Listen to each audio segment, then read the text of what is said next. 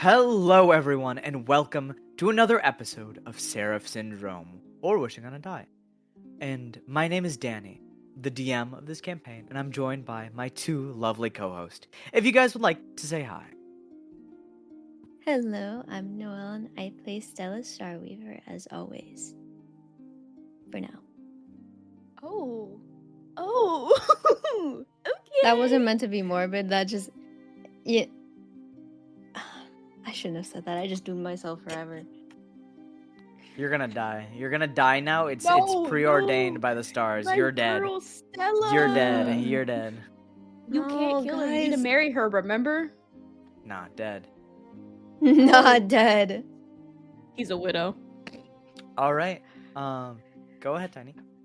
And hi, as he said already, damn. I'm Tiny and I play Akia Selene.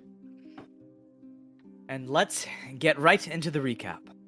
As our party engaged in a fierce battle with the Desecrated, we saw as Akia harnessed the magic she knew not how to wield against an overwhelming foe. Stella pleading to lock the Seraph within the cellar, but ultimately giving up as the battle raged onwards. Igrim fell through the rickety and aged staircase and crushed the objects down below, before joining the fray. The battle even saw as the injured Gully crawled using his chin and arm towards the battle to participate, even launching a fierce bolt of thunder towards his enemies. As the Desecrated laid defeated, Stella mourned the angel in her own way, opting to respect it as a person who laid beyond this angelic facade. Akia felt the weight and sadness, but the burden of memories burned hotter within her chest. They left the cellar and continued to explore Latore afterwards, dragging Igrim and the unconscious Gully towards the scout's tower and beginning another search. They broke into the final section of the tree and began to case the rotting mess within. As bugs swarmed, they found several things of note, including a ranger uniform and a diary of a ranger. As they looked through, Igrim broke into another sealed room, which they all traversed into where the swarms could not reach yet. Stella found a letter on the bedside cabinet, which she read aloud to the party. As we pan back into the scene, Stella, you have just finished reading this letter, and those last words, I believe you're reading out loud, have just left your lips.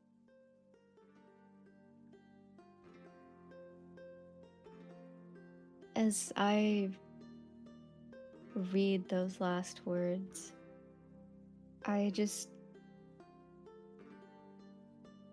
stare at the letter for a moment before putting it back.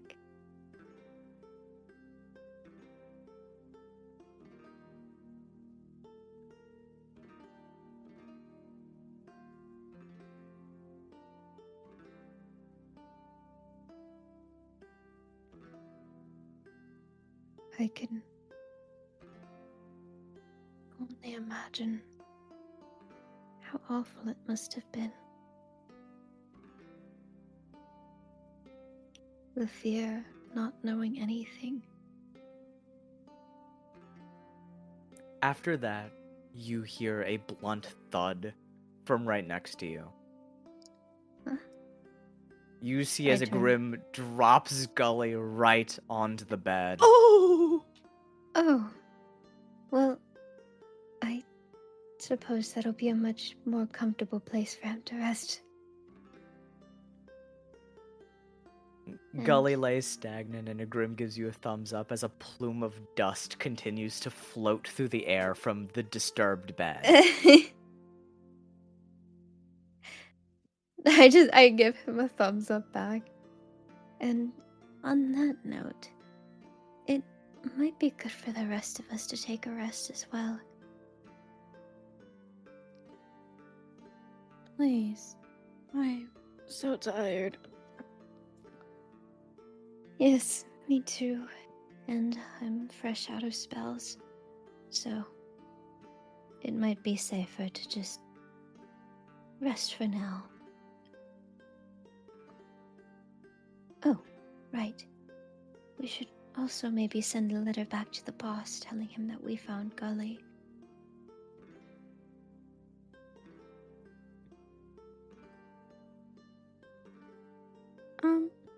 You can do it. Yes, that's fine by me.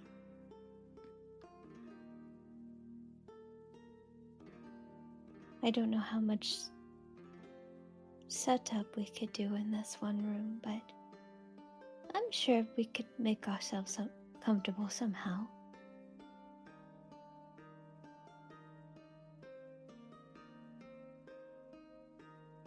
And I'm just... I think I go down to the other floor with all of the materials. I will say there's still a desk that you guys haven't investigated, and I believe Akia was also digging through a closet at the end of the Yeah. last session. I think I found robes and bow. Yeah. Nobody Yeah. could use bow.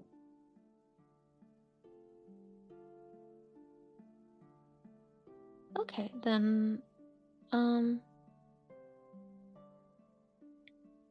could look at the other desk first. All right, absolutely. You take a look at the other desk before you go downstairs. And sitting on the desk are more personal correspondence tools, a stamp with the vigilant emblem of a hawk, and a small plate of solidified wax next to it. A large pillar candle sits next to the letter, and an assortment of books and tomes is pressed into a nook. These books have labels pressed into the spine, though they are covered in thick layers of dust.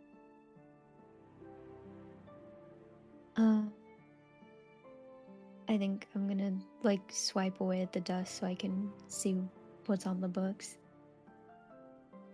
As you wipe away some of the dust, you see as these books are so aged and so frail that the slight movements causes the backs of them to even come off as they crumble.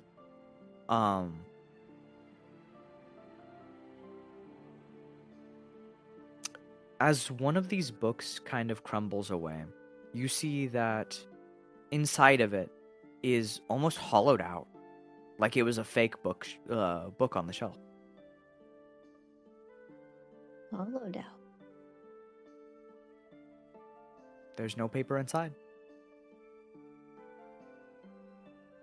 Is there anything inside of it? As you take a closer look, poking through it, as the rest of the books kind of begin to crumble as mildew and dust have taken it over, as silverfish have eaten away the pages, you see that the hollowed book has a key. It's coated in layers of rust and fungus. I kind of pick up the key and I look at it for a second and I just turn around and go, Did anyone see a locked door anywhere around here? Or a locked anything, for that matter?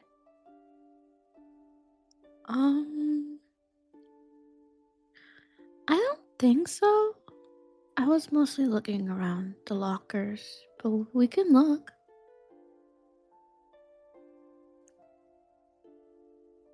I think so. I think that would be a good idea. I just found this key, but I'm not sure where I could go.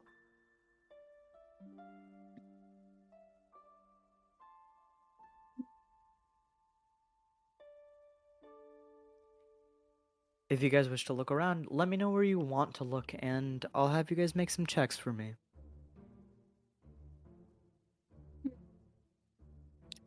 We are in the quarters, right? Where all the other beds and stuff is. No, you guys are still in the room that you guys entered at the last session. The double locked Okay. doors. The one with a single bed. Yeah. Okay.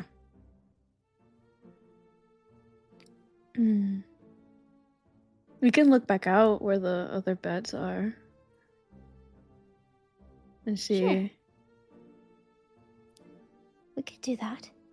I wonder if it's to some kind of personal belongings or some sort. Maybe.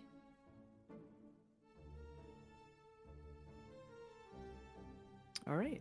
You guys move out into the previous room. Roll me some investigation checks, or one of you can do it with advantage. I only got a Um, +2. I think we're both looking around, so we could both roll it. Aye, aye. Oh, that could have been a 20. So close. I got a 15. Ah. It was so All right. close to a 20. So a 15 and a what? A 10. A 10. Akia, as you look Boo. around, you kind of rummage through the rotted and decaying leaves. Your feet sink into them and you feel as they squish unnaturally under your feet. You Mm. begin to rummage around near the bedsides. You find some chests, but none of them are locked, and most of them are just filled and covered with decay. You see as flies buzz around you wildly. Stella, as you begin to look around, you don't find anything of particular note. Again, you find the similar things. Just piles of decaying leaves, a large amount of insects, and nothing of note that is locked.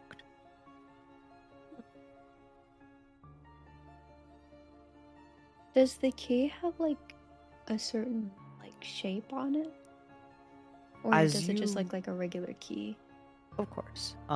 You look at the key, inspecting it a little bit closer. You see that it is this, though it is covered in rust and mold, and you should probably not even be touching it with your bare hands. I have gloves on. Okay, you have gloves on, so okay, you're Aha! doing great. You hold it between your fingers and begin to inspect the key a little bit further. You see that at the base of the key, there seems to be initials. This was clearly something personal, and probably personal to the person's room you found it in. Hanging off of it is a little tassel. Oh.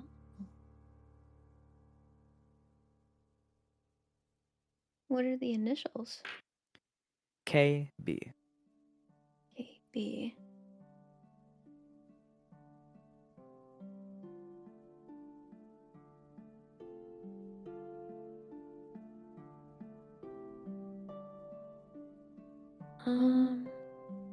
Did you find anything?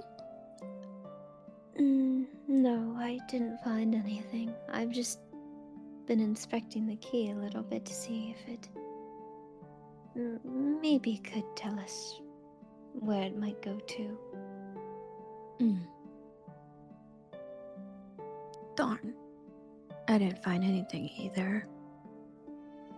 Oh.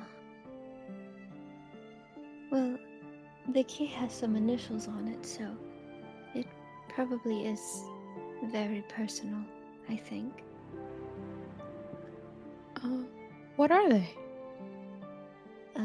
KB. KB. Nothing. I don't know.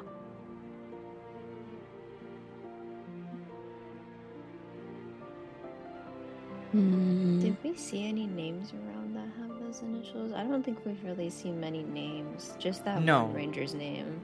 Mhm. And I don't You think that haven't would be seen any it. names. Yeah. Gosh darn nabbit.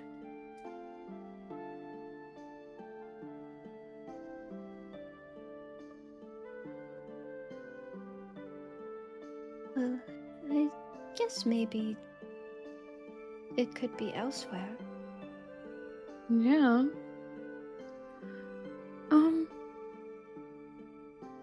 Did we see anything in the room where Gully is in? That could be, since you did say it was something personal.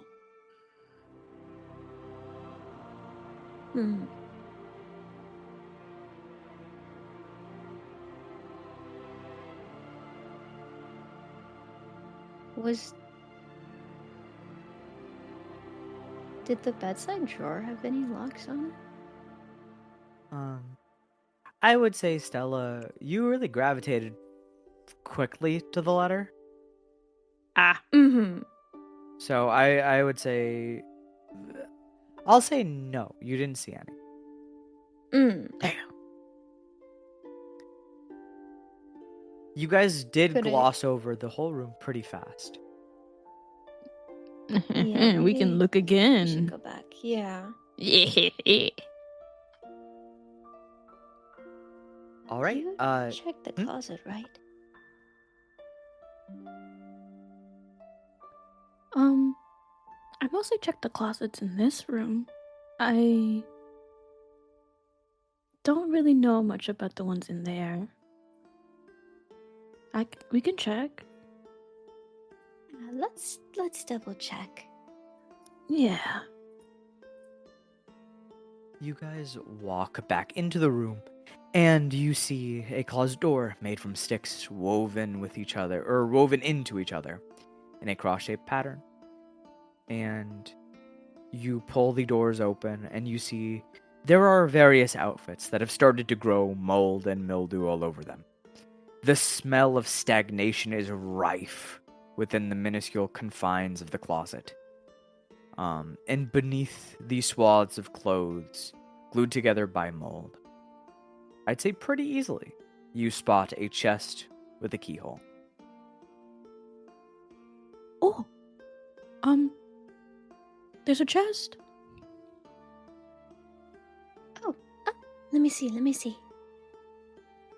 Oh. We grab it. You grab the chest? Yeah, you can grab the chest and Yeah. you pull it upwards. Hell yeah. Is it moldy? Yeah, it's covered in it's covered in mold. The metal hinges and the keyhole is also very covered in rust. She just grabs it and you see this visible face of disgust and she's just like You feel the mold like slide between your fingers. Oh, I hate you. Yeah, I don't think we need to carry it very far. Thanks. She just drops it on the floor like we can just crouch around it. You drop it on the floor and you hear a crack. Oh. I'm gonna just say you said drop. That means it sounds like you just actually just dropped it. Technicalities. So yeah, as Technicalities. Akia, you let go of it in disgust, and you hear a crack, like the sound of glass shattering within. You just hear crickets as they're both just standing there like, oh. Oh, well, I really hope whatever was in there wasn't important. Let's see what's inside. Yeah. I quickly try to put the key in. You push the key in, and you hear as the chest creaks open. And as you open it, you see that the insides of the chest are covered in what is now glass shards. They have delicate little runes in it. They are like carved onto the glass with very thin, wiry looking scratches.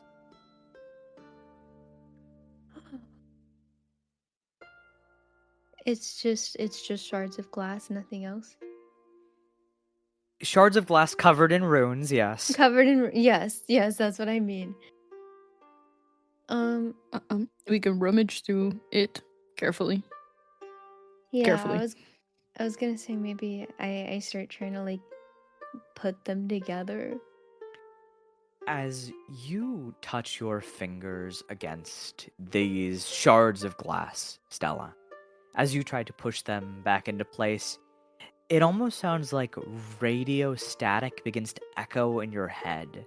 Or not like radio static, but like the sound of like the shards moving is amplified within your head as you move them around. I just kind of like just move them around like back and forth just to hear the sound. Yeah, it just sounds like as you are moving them back and forth.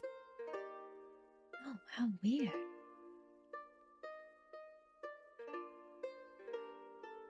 Feel this glass, isn't it weird?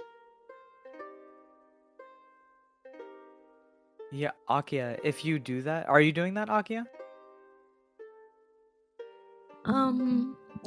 Yeah, why not? Akia, you push your fingers against the glass as well, in the way that Stella was doing it. And you also begin to hear that amplified sound of glass shards. They kind of sound crystalline and beautiful in your ears, as you are moving them about.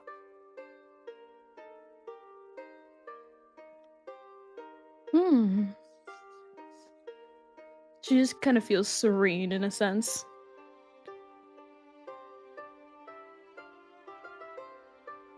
As you guys kind of fiddle with the glass, a little bit of a beneath these shards, there is a velvet lining. You see as it's pushed up from your stirring, and a piece of parchment is revealed at the bottom.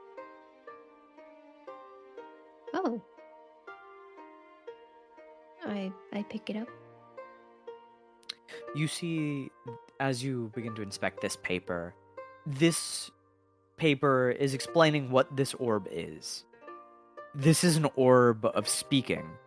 This miniature orb is from the lands of Kojern. It's a magical orb that allows you to broadcast your voice to set people in a group. And, yeah, it lets you broadcast messages and get messages back. Very short ones. Ooh. Ah. Oh. Ooh. But now it is very broken.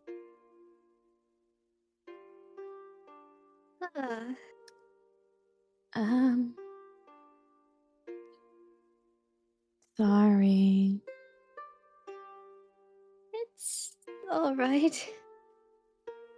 It's okay. You didn't know. You can tell she is visibly sad, like, You just see a gloom around her. She's just so sad because she's just like, I broke it.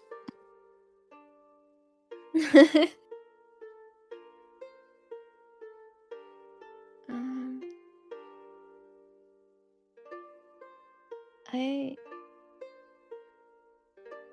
I don't have this spell on me. Maybe I should just try that instead of just asking about it. Yeah, you could try anything you want later. Okay. I'll just switch out a spell or something.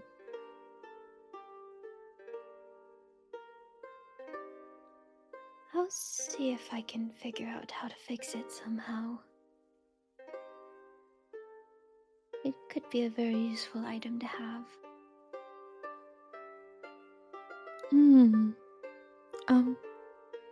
What is this thing? Oh, it allows us to send and receive messages.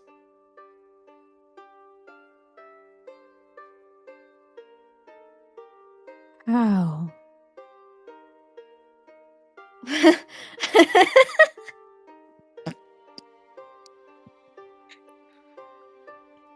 Well, through well, I don't really know the intricacies of it, but you know, it's a magical item.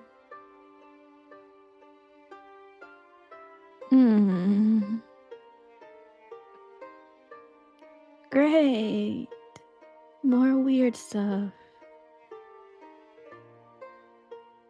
It can be quite weird, but it can also be useful in a lot of ways. Yeah.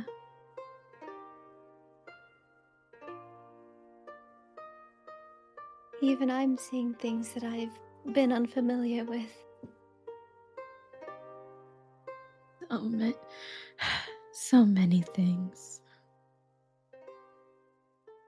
Yes, very many.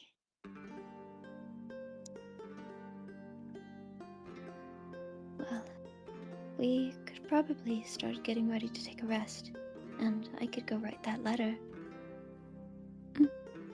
Yeah, that's a good idea. All right. Stella, you only need 4 hours of rest, right? A trance, right? Yes, I Should do be in believe features and so. traits. Ba. But I believe so because you are an astral elf. Yes. Must All be right. nice. So you guys get your sleeping arrangements however you can manage to fit them. This room is pretty big, and there are like spare pieces of cloth that are tucked away under the bed. Some more moldy than others. Or you guys can pull your cloths out from the tent, or from the bag. Akia's probably gonna pull from the bag. She sees all Yeah. the mode and she just has a shiver down her spine, like. You pull out these like sleeping bags from the bag of holding, and you guys lay them out and get ready to call it a night. Stella, you stay up, and I'm guessing you just sit at the desk and use some of the stationery there. Yes. All right. You take this ornate-looking quill and a piece of paper and begin to write. Pancake standing right on the desk in front of you, breathing on the paper. Just feel a warm breath. Yeah, you just feel warm, stinky breath hit your face every time. It's like when Somehow, Crunch up my nose. it smells like sulfur, like the deepest pits of hell. It's like the and dogs that have been running around and they're just heavily going. Yeah, exactly. He's doing that on the paper. Ooh. And every time, like, you pick up the quill, he breathes and the paper just flies up a little bit. Oh, goodness, Pancake, please. He wants it. But, what Just do you like write? it. What do you write?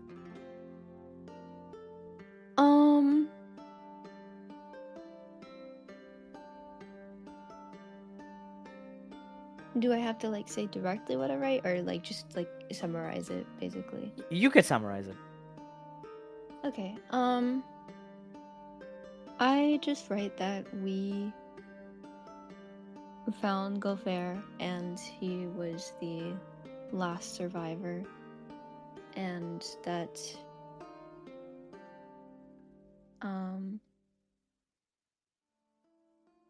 we'll be staying for a bit, but coming back as soon as we can. That's all you write? Yeah, I think that's about it. All right.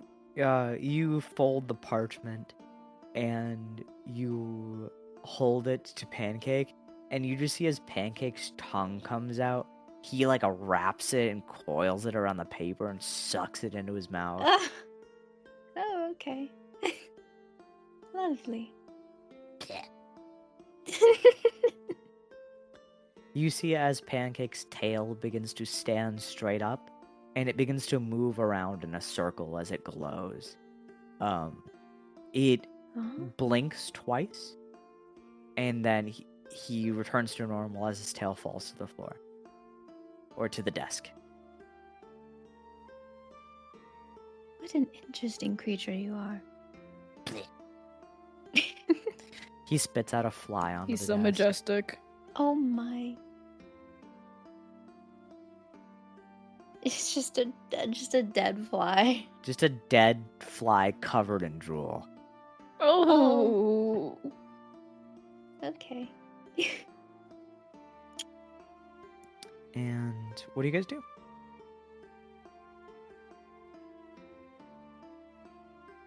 Stella, you rest as well? Yeah. All right. And Akia, you're already resting, right? Yeah. All right. Girl just sleeping. you all get a long rest, and as you wake up the next morning, light begins to funnel in through the window of this room. It catches on all of the dust floating around, and that was kicked up throughout your investigating. And as you guys wake up, I'm gonna say, Stella, you're up far before the rest of, everyone else. Yeah. Yeah, probably. You wake up, and you just see as Pancake is looking at you, and he spits out a piece of paper on your face. Oh, thank you, Pancake. I open it up. You open it up, and you just see, in very clean and cursive handwriting, Hey, you didn't. I'm glad to see at least one of them made it out. I'm sorry to hear about the others, and Gully's loss. Be sure to stop by HQ and drop Gully off. All right. you also see on the back half of the paper, almost shining through the light, he has also written, Do not try to traverse the forest of Kojurn. That can be mighty trouble. Leave them alone and come back stat.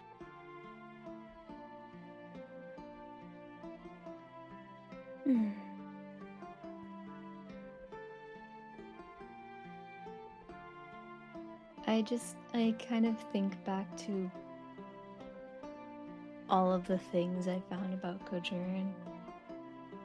Really, really just fighting the urge to look into it. But I just fold the letter up and just put it away. all right. And does Stella do anything in the 4 hours she has before the rest of the party awakens? Huh. You don't have to describe it in too much detail, just if you want to make sure that Stella's doing anything in her off time. Yeah.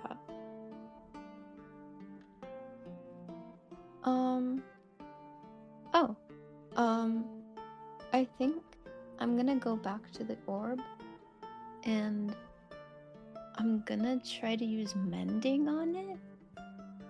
Alright. You cast mending on this orb. What does mending say? Let me see.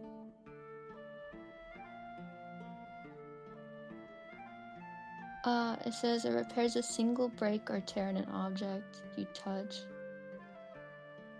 as long as the break or tear is no larger than 1 foot in any dimension. It says 1 tear, but this is like cracked into Yeah. pieces. Oh. What? It says the spell can physically repair a magic item, but it can't restore magic to such an object. Well, the magic seems to still be intact. And Okay. yes, you can mend this. Yay! So you mend this orb back together, and you now obtain an orb of communication.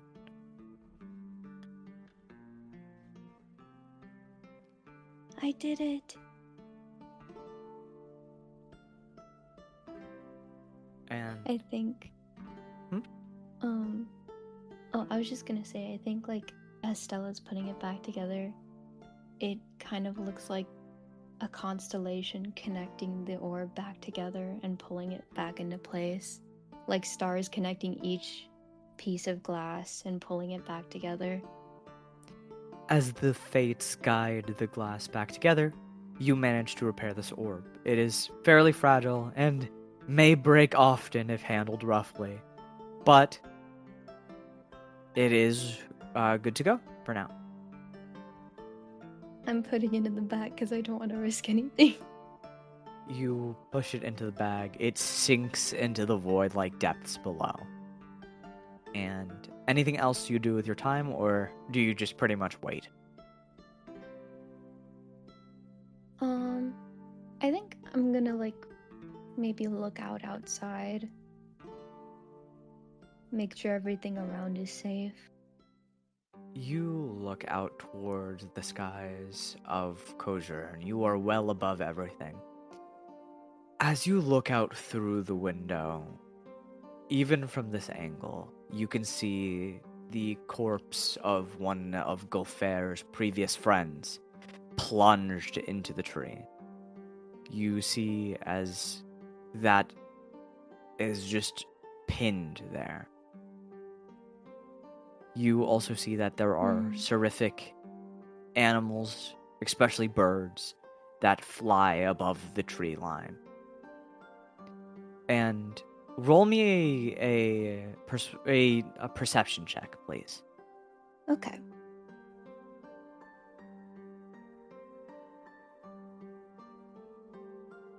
Okay, that's an 8.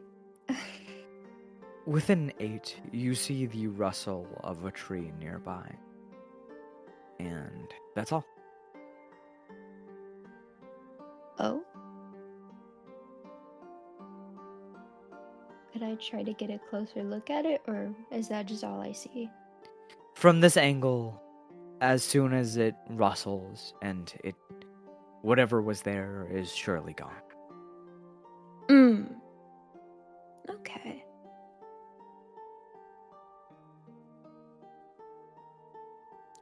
The only way to get a closer look is to maybe go on the floor level of the tree.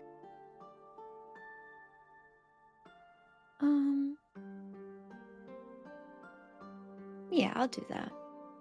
You want to go downwards? Yeah. All right, Stella, you travel downwards, moving through the tree once more, wading through those decayed leaves, then all the way down to the pristine staircases down below. You follow down onto the foot and meeting at the grounds of Latore. You follow the direction where you saw those trees rustling, and you see that it moves in the direction of, or it moved towards the entrance where you found Gully. You're moving there? Yeah. You move closer and walk to the border, the wall of Latore. You walk out. You see those golden spears again.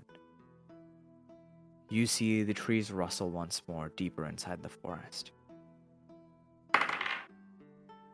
Stella, before you can blink, before you can even react in a proper way, you see, as coming out of the tree, a giant gilded spear, a blinding flash of light, breaks through the tree line. Air, wind, sharp noises fly around you as if it is breaking speed. And as this whistle comes towards you, it smashes into your like hip. You see, as this arrow flies towards your hip, you are dealt 16 damage. Oh my! As this giant golden spear pins you to the tree behind you. You know, I knew this was a bad idea, but I was like, she totally would though.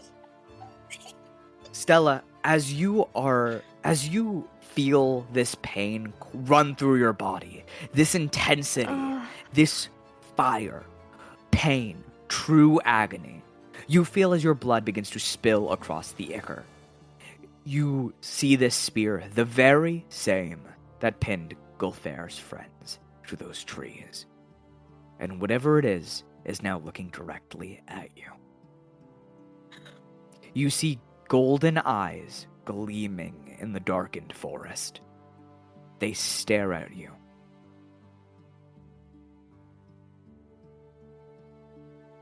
Oh god.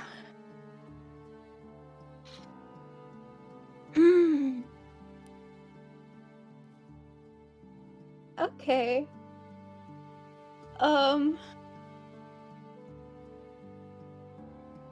Is there anything you do?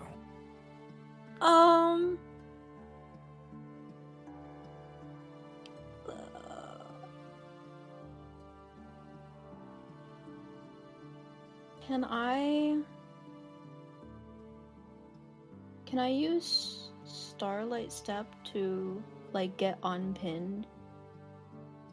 You are not actually pinned to the tree, but you are very like the force of this has basically dropped you next to the tree with the arrow still in you.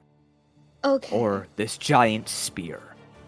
This spear looks like a column, a support beam from a building next to you in width and length. It's huge. I was about to If say, one how of these, big are we? Oh. yeah, if one of these hit you in a vital area, you're dead. How big are we talking? That big. I'm gonna throw up. Okay. I'll catch it. I'll catch it. You just see those golden eyes gleaming at you through the forest. Oh, okay.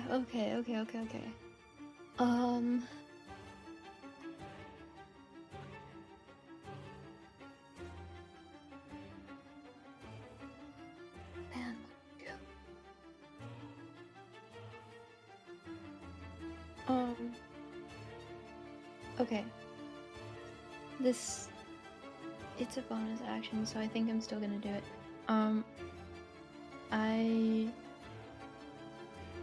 Wait, no, I shouldn't do that. Stella, while you're at it, roll me initiative. Oh, Oh, good lord. I was gonna say I would just scream for us. Low key.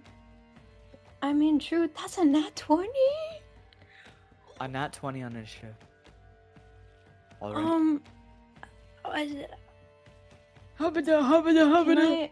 Oh, the orb! Orb! Can I pull out the orb and, like, try to send a message to the rest of the group? You didn't or- bring the bag. I didn't bring the bag. You left the bag up there. It was with everyone. Use your vocal cords. Yeah. Scream! I'm just gonna scream. I think that's all I can feasibly do. Your voice bounds through the empty Latore. It echoes throughout the fields. It reaches wherever it can. So, I'm going to check this because I don't know how far your screams will carry. The I tree know. above is so high, so pillaring, that they might not be able to hear you. Plus, they are indoors, so I do not know if they'll be able to hear you. What? We're not indoors. We're right next to her. What? We magically just appeared. All right. What I'll do is, Stella, to use the force in your lungs, even as you are bleeding out fiercely. If you really intend to scream, roll me, I'm going to Yes. say, trying to pull this out of you as you are currently injured beyond belief. It's going to be a strength check. I'm going to say DC 15. C15. Ooh. You got this, girl. You got this. Okay. Does screaming take up my action? Screaming. It doesn't say if screaming is an action, but I'm going to say probably so, yes. Damn it. Okay.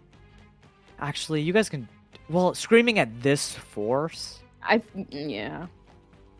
like, this is like a full chest out, I'm yelling for my life scream. That This takes is a a horrible lot. scream. Yeah. Yeah. Okay, so yes, it's going to take an action. Okay, can I cast guidance on myself? Can you cast Or- guidance on yourself? Yes, you can, Yeah. if it is a bonus action. It is. Well, it's. Ooh. Ooh. It's a. Okay, no, I can't do that then. Okay. I'm just gonna roll a strength check then.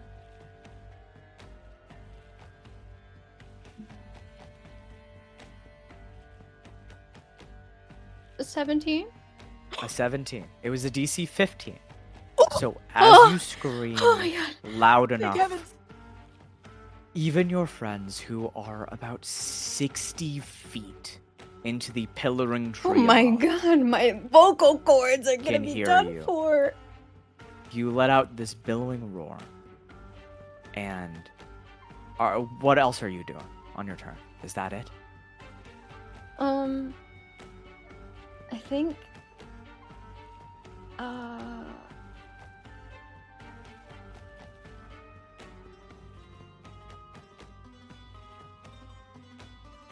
I think I'm gonna.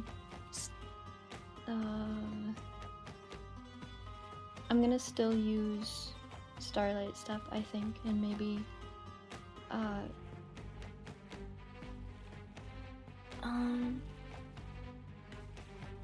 Could I try to hide, or would that? Do I not have enough? Like. You can't use a hide action, but if you want to try to move out of sight of this angel, you surely can try. Yeah, I'm gonna try to move out of sight. I'm just gonna like teleport away.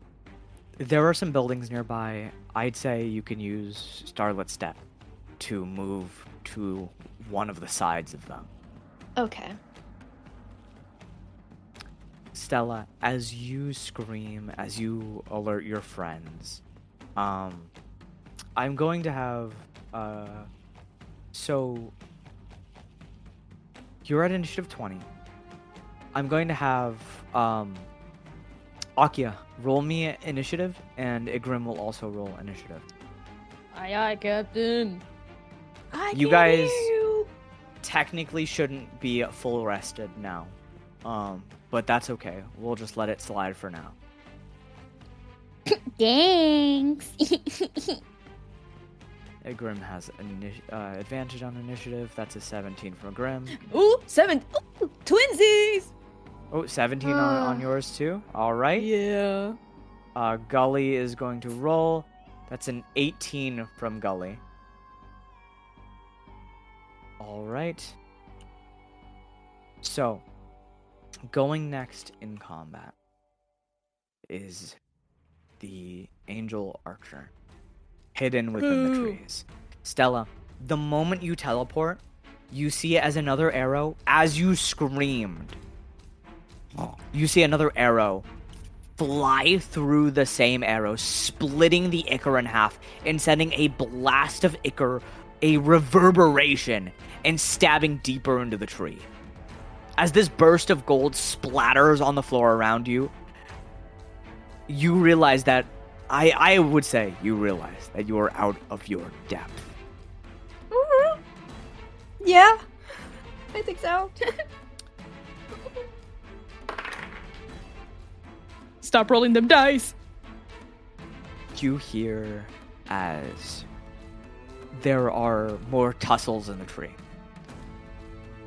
And that is going to go to Gully's turn. Gully, who is still exhausted, he has 2 points of exhaustion still, looks up out of bed, and goes, "What was that? Was someone screaming?" Oh god, I'm gonna kill myself. I think so. Wait. Stella isn't here. Oh, goodness. Didn't anyone train you guys not to run off without each other? I thought we did, but I guess not.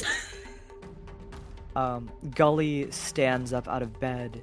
His legs shake as he stands, and he begins to move downwards through the tree. You guys are 60 feet up the tree. Gully can only move 20 feet around because he has 2 points of exhaustion. He is going to use a dash action to get 40 down the tree.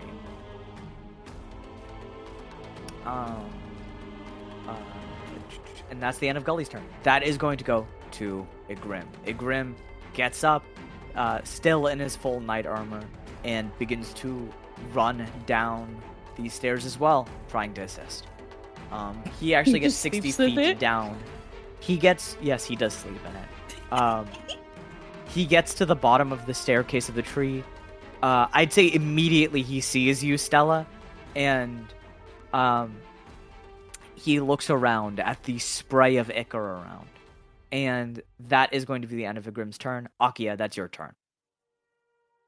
I feel like she'll chase after Igrim too. All right, you chase after Igrim. You get to the bottom of the stairs. You both can only make it to the bottom here. And that is the end of your turn. You both see that Stella is bleeding heavily across the side of a house.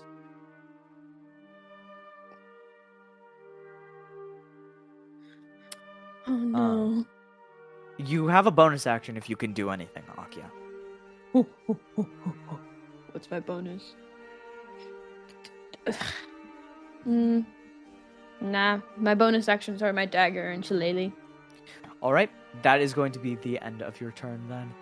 We are going to go to Stella. Stella, as blood continues to spill forth from your wounds, even as you hold them, I'm gonna say, Stella, you have never been injured before, like this badly. You feel a fear bubbling up in you that you have never felt before. A burning sensation fills your lungs as you feel an anxiety begin to wash over you. Mm-hmm. What do you do? I'm panting, I'm freaking out, I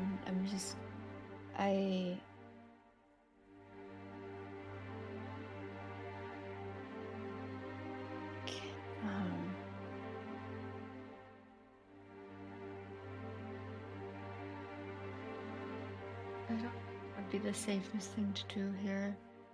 Part of me kind of wants to just, like, try to pull out the spear. The spear is out. You teleported Oh, it is without the out. spear. Yes. Okay, cool. In that case, I'm gonna heal myself. Absolutely. I'm going to use 2nd level cure wounds on myself. All right. Roll it up. Whew! 25. All right. All my health back. You get all your health back. Stella, you manage to heal the wound far enough for it to close. And you see as your blood is now drenched all over your side. But it is healed. Now, is that the end of your turn?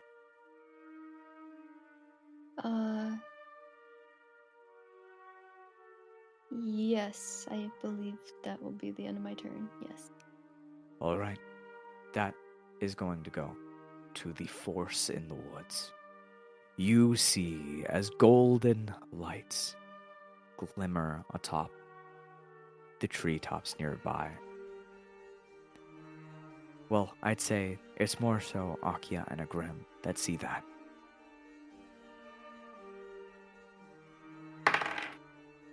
That's a nat 20. So, I'm going to roll damage. I am going to do something real quick. So, this is between Akia and Igrim, alright? Mm-hmm. Akia, I'll let you do the honor of the roll. 1 or a 2 is Igrim. 3 and a 4 is you. Roll me a d4. Oh my god. D4. D4, where are you?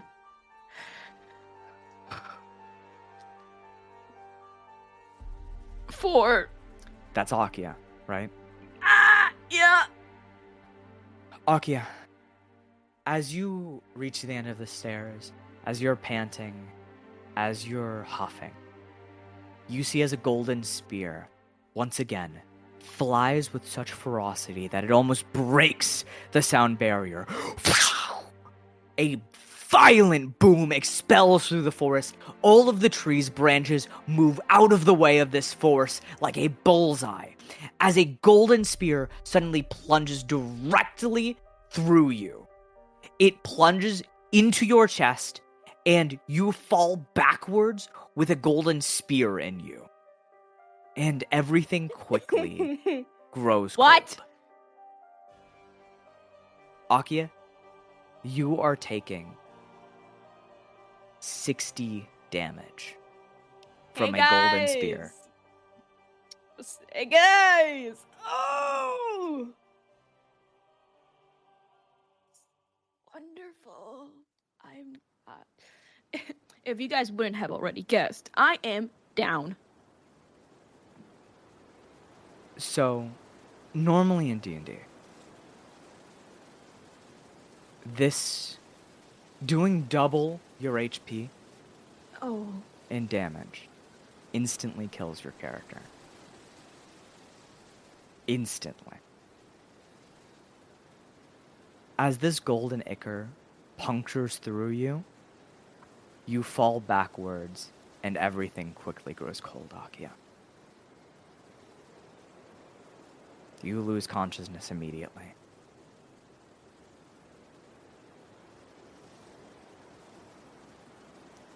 And that is going to go to Gully's turn.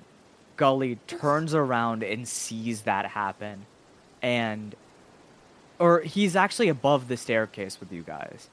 He looks down at this happening, and Gully's like blood runs cold.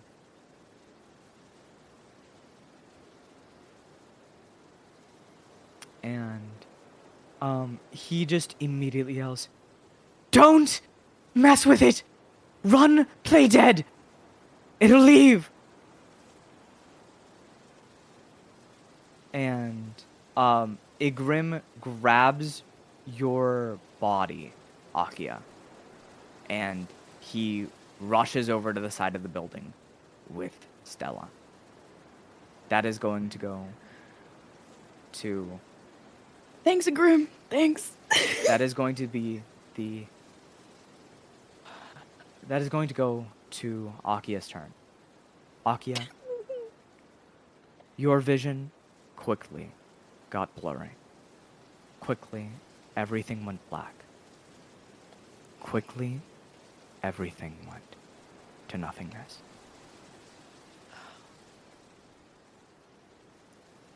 Your body that was punctured. Your body that was dealt a grievous amount of damage. It punctured your very heart. Oh.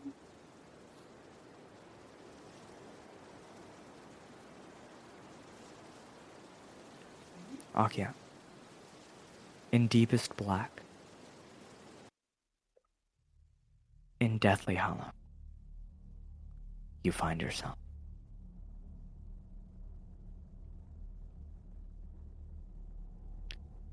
You find yourself at the foot of Yaram once more.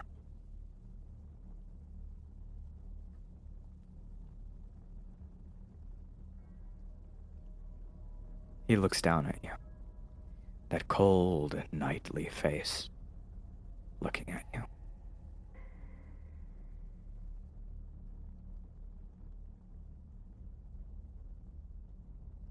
You've joined so fast. I thought it would last a little longer.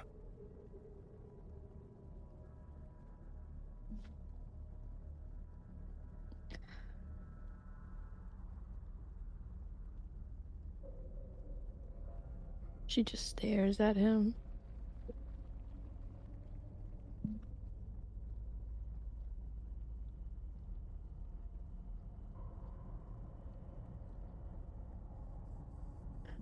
I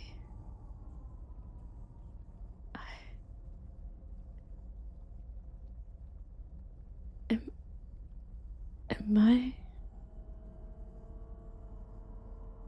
dead? He points down at your chest.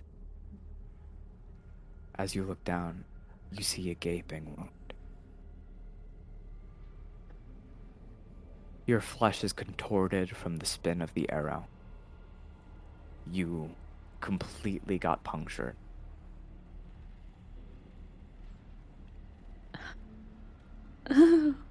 Oh.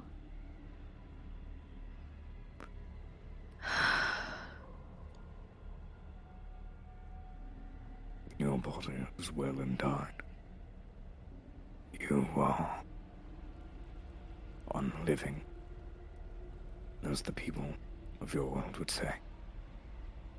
You've joined the river, though the river does not work anymore.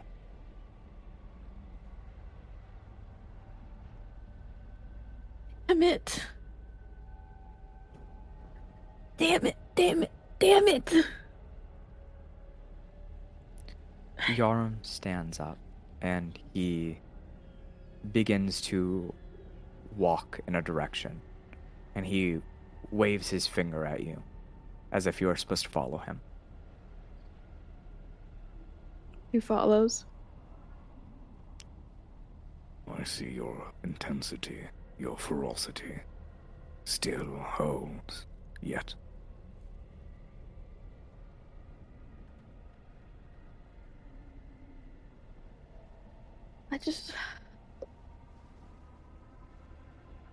She just keeps looking at the ground, angrily with her fist just clenched.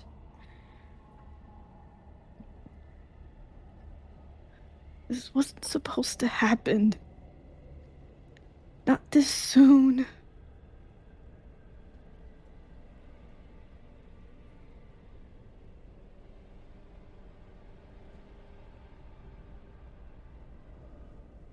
As you follow behind Yarum, he leads you through shrouded black corridors. Slowly they fade into vision. Bricks that are built. A large castle hall. One that makes you feel minuscule to step inside. There are purple stained glass windows, yet no light breaches through them. He leads you down a staircase. He continues forward. I hear that from every mortal. This was not supposed to happen. It is too early. Many who don your uniform say that. They all speak the same. As if they all believed a higher purpose called for them.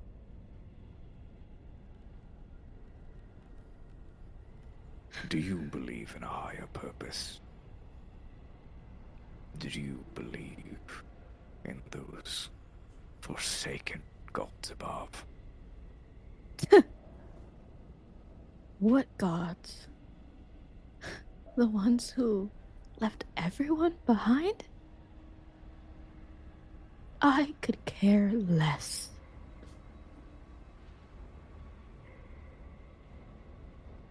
Is that what they utter in the world of the living? Your gods abandoned you. Forsaken. Left you all to rot.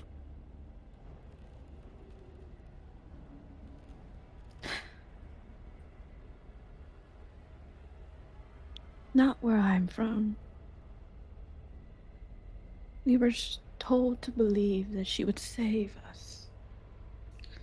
That she would never abandon us and we would go to salvation. What lies it was. People just kept on dying. No hope. No salvation.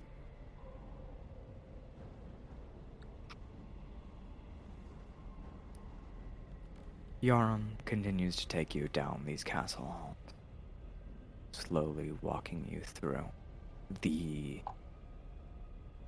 building.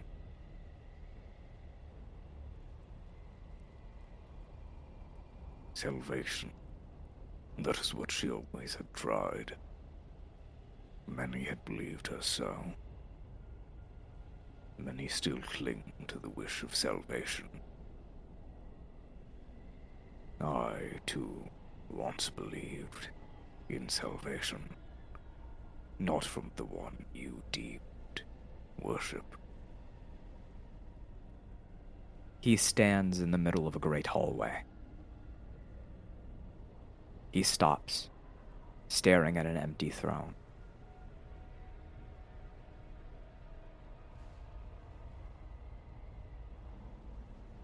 People try. Humans fail. Gods try. Gods fail. This is beyond us, child. Do you wish to return to the world?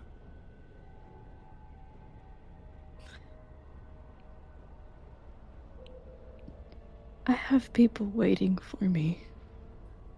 I have, for once, friends waiting for me. I care about no god. Barely even this uniform. But people rely on me.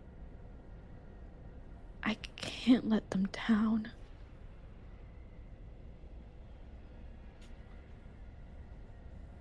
You see as Yarum stares forward. Those reasons are not of my concern. And he walks away from you. I want to go back. More than anything.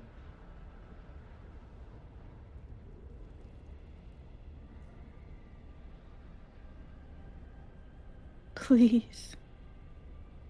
Yarum's metal footsteps clank against the floor. Heaving footsteps. They echo in the hall. He doesn't even look at you anymore.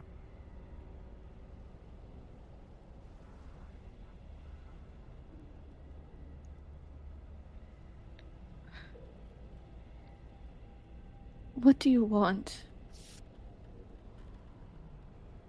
You took something from me the first time. I'll give you something else. Just give me one more chance. Yarum stops. Its footsteps come to a halt. Huge steps that cause the floor around you to rumble. I care not for your friendships, your menial relationships, your disregard for the gods. I care not of your endeavors, your pitiful squabbles. Only one thing about you has ever intrigued me, girl. He turns to you, Your ire, your revenge. and he walks towards you, each footstep causing a gust of wind that blows your hair back. She straightens up, just goes stiff. He clenches his fist. That fire in your soul, that hatred you cast upon another man, now that is one I resonate with. Him? I want you to hate. That wretched man.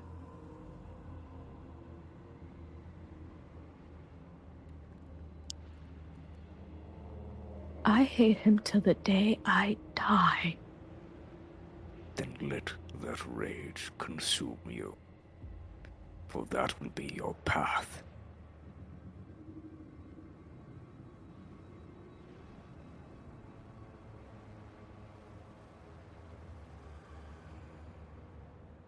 Why do you care? Because bloodshed is the only other thing that fuels my soul in these halls where my lord is lacking.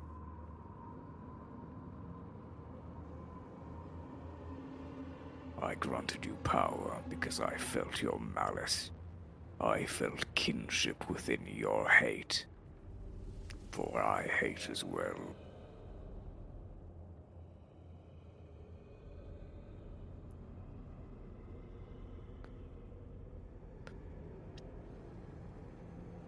Fine. I'll hate all you want. Because that's all I feel for that man.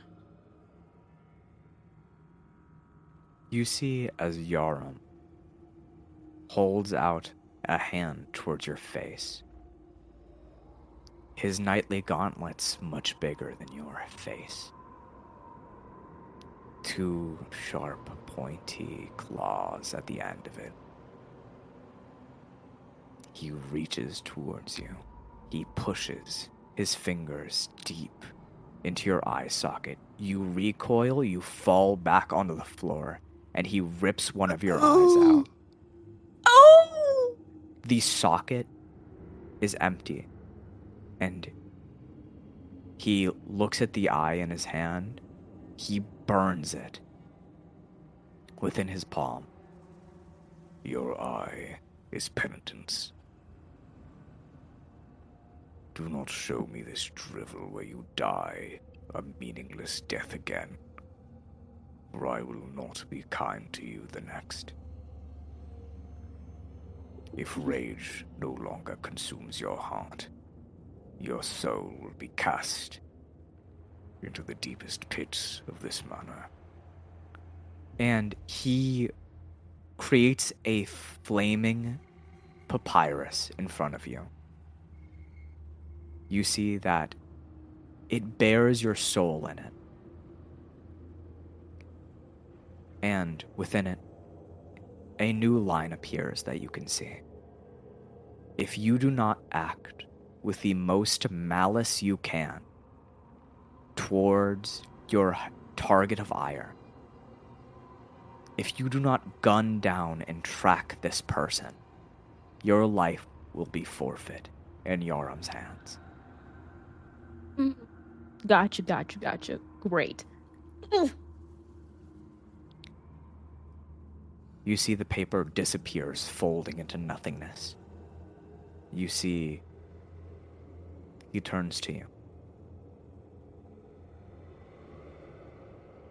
Feed your rage, for the nightly death watches over you with great interest. She's just clutching on where her eye was, just looking at him with pure hatred.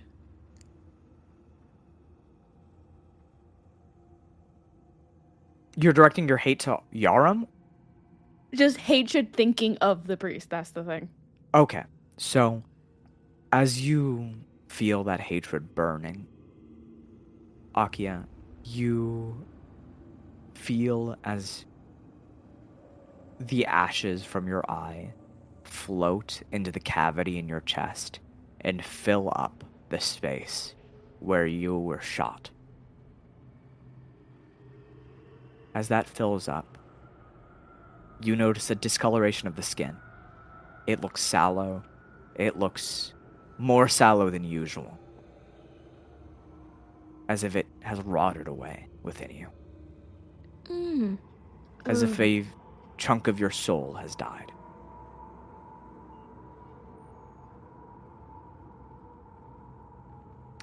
Akia, you are dropped back into the world.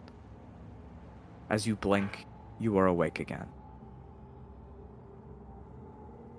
You see Stella, Igrim, and Gully are standing over you.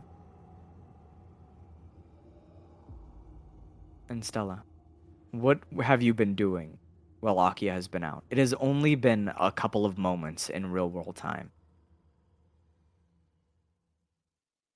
I think I've just been trying to cast like spare the dying, just cure wounds, just any healing spell I have. And I just there are tears flowing down my face.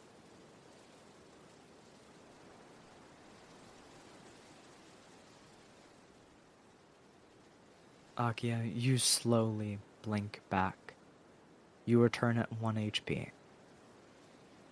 And your face is constantly shifting in expression, but now you can only see out of one of your eyes. You are going to have disadvantage on all attacks for the time being while you get used to your eye. Yeah. As she's laying there, she kind of just reaches and starts touching where her eye would be, but they can't really see that. Yeah, you would see Stella as Akia wakes up and holds her eye. And you see, as her eye was there, one moment, you see as in the socket, it shrivels up. And the hole in her chest begins to close.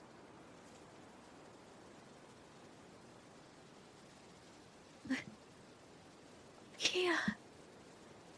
Akia, you're alive! I immediately go in to hug her.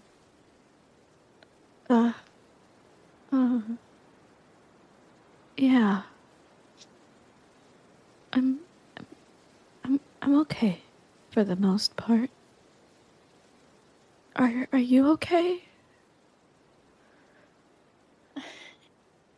I'm fine. I'm completely fine. I'm so sorry.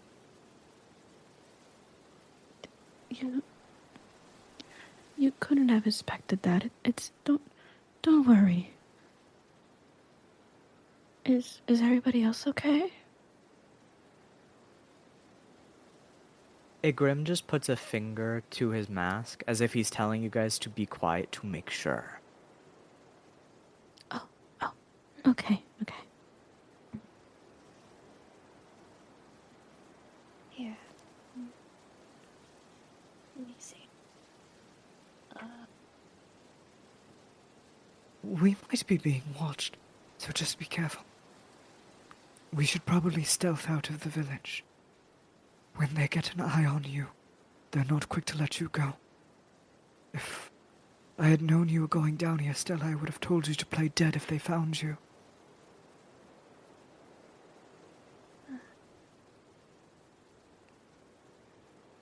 I kind of just look away, ashamed.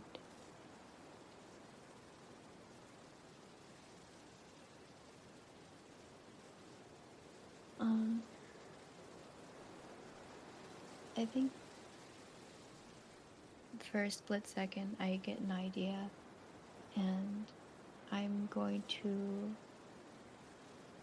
cast Pass Without Trace on everyone. Alright, you cast Pass Without Trace on everyone. And, as you do that, you feel a tap from your shoulder.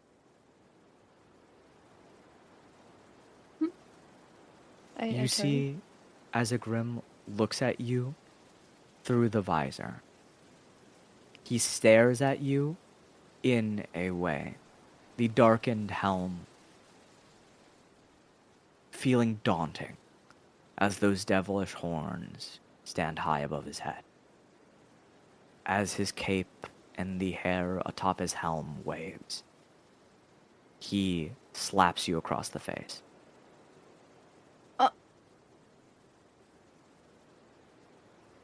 Oh. He stands up, he stares down at you, and he makes an X with his fingers, and he points at you.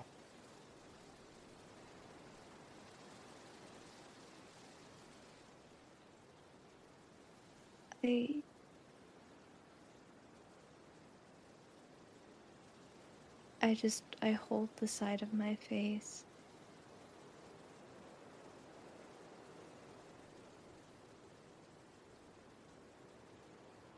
And Stella, you're going to take 5 damage from that slap. Okay. He full force slapped you. Damn! He points at himself with these vehement eyes, or this vehement look within the visor. And he begins to slink off into the distance. as if he wants you to follow. Oh, okay. I follow behind. You Does he want hear us all to follow Gully. him? Yeah, for sure. Okay. Gully looks at you, Akia. Holy shit, Grim's mad.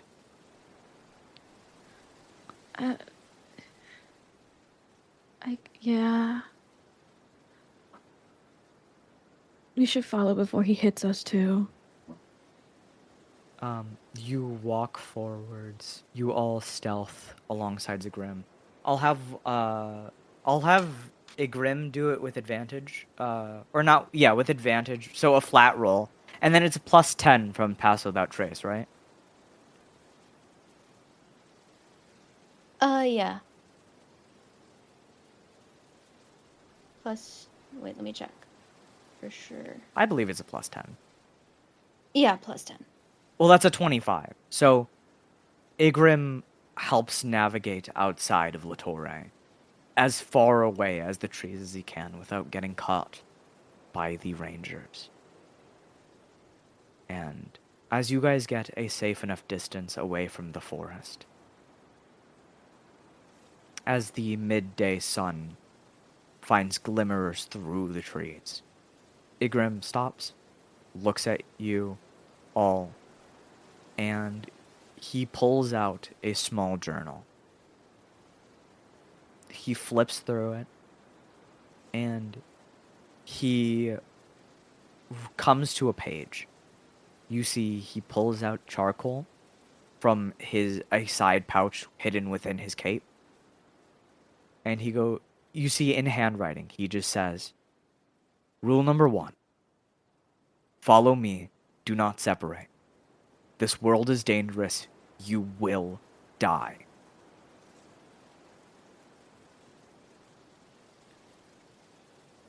Akia just like looks down to the floor and starts and touches like the where the hole used to be.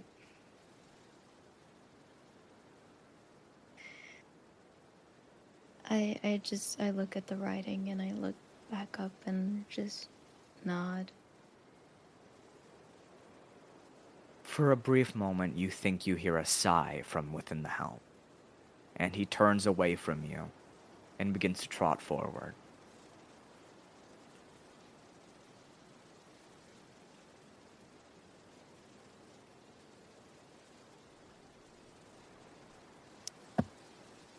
We just follow behind him, I guess. Yeah. You guys follow behind him as you begin to make your trek back towards the grove, leaving Latore in your wake, and leaving the horrifying incidents happening there in your wake as well. And as you guys turn your back to Latore, that is where we are going to end today's session.